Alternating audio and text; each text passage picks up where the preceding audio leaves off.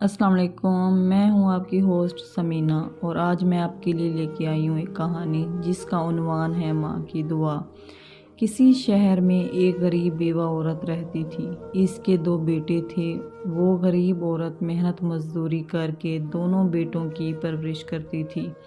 ایک دن دونوں بھائی محلے میں کھیل رہے تھے کہ ایک نیک دل انسان ادھر سے گزرا۔ اس نے دونوں بچوں کو کچھ روپے دیے۔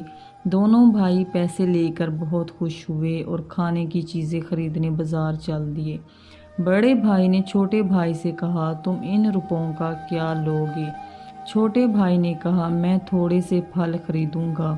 اماں کو کل سے بخار ہے، انہوں نے روٹی نہیں کھائی، پھل کھا کر ان کا جی بہت خوش ہوگا۔ بڑے بھائی نے کہا، میں تو ٹافیاں لوں گا۔ باتیں کرتے کرتے دونوں بازار پہنچ گئے۔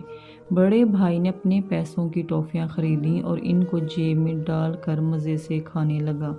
چھوٹے بھائی نے اپنے پیسوں سے پھل خریدے۔ جب دونوں بھائی ماں کے پاس پہنچے تو چھوٹے بیٹے نے ماں سے کہا، دیکھو ماں، میں آپ کے لیے رس بھرے پھل لایا ہوں۔ ایک نیک دل انسان نے ہمیں کچھ روپے دیے تھے۔ بچوں کی ماں ایک بہت خوددار عورت تھی۔ پھل کھانے سے پہلے ماں نے انہیں نصیحت کی کہ کسی سے پیسے لینا اچھی بات نہیں۔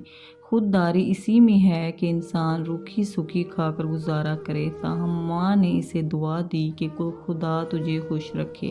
چھوٹا بیٹا بہت خوش ہوا۔ کسی اور بات سے اتنی خوشی نہ ہوتی جتنی ماں کی دعا سے ہوئی۔ بڑے بھائی نے یہ دیکھا تو وہ پچھتایا اور اس نے دل میں ٹھان لی کہ آئندہ وہ بھی ہمیشہ ماں کا خیال رکھے گا۔